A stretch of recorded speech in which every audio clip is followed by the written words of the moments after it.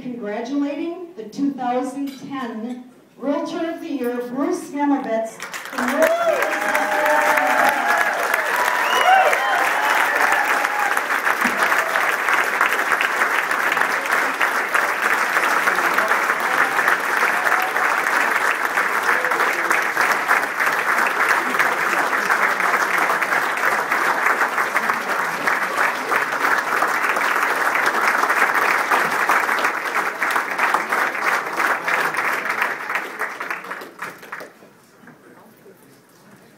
I can't thank you enough.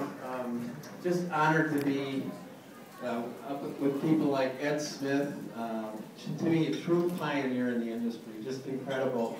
I worked with Jane Carity and Elaine Lean, and they opened the door for so many people in the business. I've heard that this award was first given in 1938, and I was thinking about that, and I thought, I wonder what that he or she was doing, what were they saying? And they were coming out of the Depression. You know, they were in a pretty rough market, I would say. And I thought, what if we brought them back to today? What could they function? Can they function with cell phones and faxes and emails and all the other things that we do? Now the social network with Facebook, and mainly, could they tweet? What do you think? Then I thought, you know what? This is really just a people business. It's about people.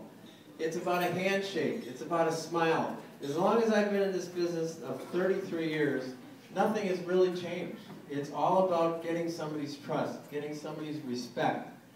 And I applaud you, my fellow realtors, for persevering through probably one of the toughest markets we've seen in, I would say, generations. In September of 2008, the whole world changed. Our market changed. We all know that. But it reminded me of the 1980s. How many of you here were doing business in the 1980s? Anybody? That's a lot of people. Now everybody knows how old you are.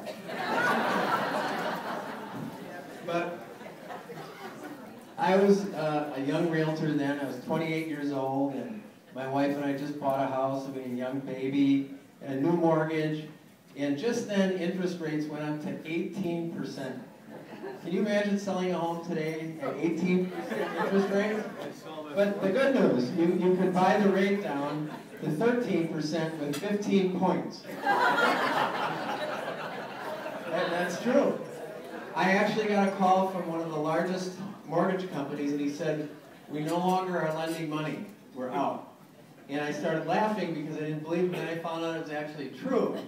And he told me, though, he said, you will never see a fixed rate loan in your lifetime, and you will never see rates go under double digits. He did say that. So the lesson is never say never, right? But we persevered with land contracts and mortgage assumptions, and though we did get through it, I had these feelings back then, and you know, I felt so all alone. There was no other realtors to talk to. You felt like you had the whole world on your shoulders. And I thought, this time I'm going to come around and I'm going to get a group together so that we can share with each other, so we can get through this period. It is a tough period. We need to talk to each other. So I formed a group. It's called Realtor Exchange and Learning. And we meet at the GMAR, thanks to Scott Bush, wherever you are, thank you. And we have this frank conversation of people of all different companies. There's no worried about competition. Are they going to steal my ideas? They openly share. You're all welcome to join the group. And the people have given me such a deep appreciation for my fellow realtor. They are just tremendous people. And my fellow realtors, you have guts. You really have a lot of faith. Each day, you get up to help your clients, but you know what? When you're not feeling well, you got to go work. We don't get sick days. We don't get pensions. We don't get salaries. We don't get health insurance. So it's like we're working as trapeze artists without a net every single day of our lives. My wife has a saying in front of my computer, and it says, sometimes you just have to take the leap and build your wings on the way down. How's that sound? Now, you can't do this alone. You need people out there to help you, to work with you, to network. My friend Ed Geiger, where are you, Ed?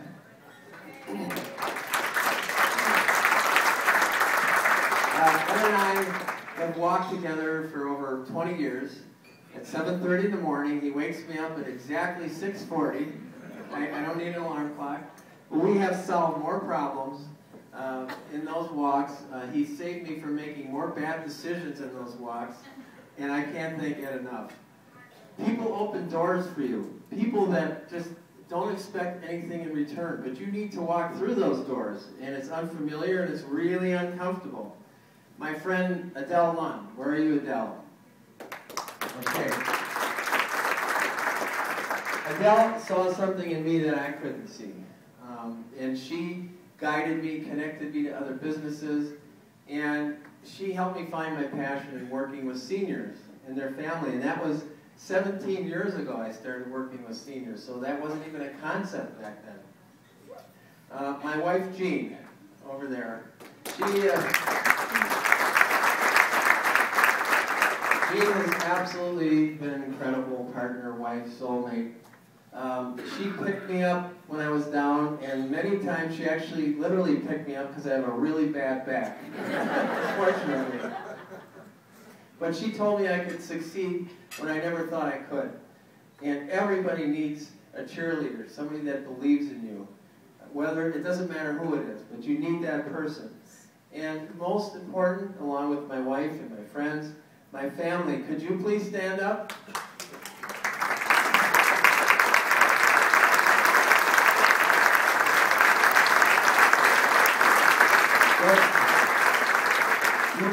You could not ask for better people. We're all there for each other. It's the only reason I get up in the morning, honestly. For my grandkids, kids, my mother, my beautiful mother over there, Millie. She's embarrassed. You stand up, Mom. Come on, I know you'll be embarrassed.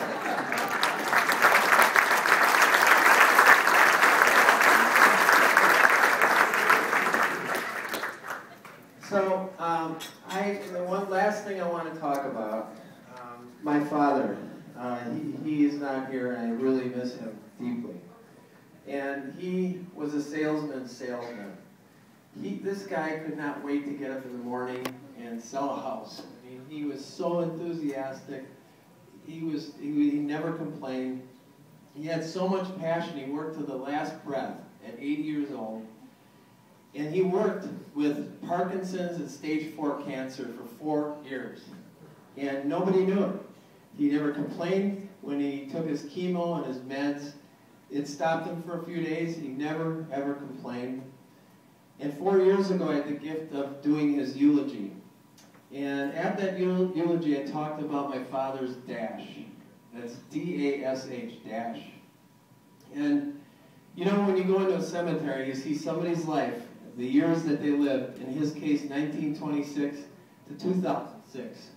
And right in between those two numbers is a dash. Well, that dash is our time on earth. That's what it's all about. And we lose perspective on that time on earth. We forget how blessed we are to have that dash. You know, we complain a lot. We all do. I do. Everybody does, because of the market and this and that. But think how lucky you are, just all of you, just to be here today. And it's such a gift and really a blessing. So I want to leave a message to all of you that I know that you are going to persevere. I know that we're going to get through this market because I did it through the 80s. I know that if you just stay with it. I know that if you have a passion for what you do, if you have a love for other people, if you accept others' love, you can get through any challenge in life. Life is about sharing your gifts with others and loving all the dashes that come your way. So thank you for making my dash a little deeper and so much more fulfilling. Thank you.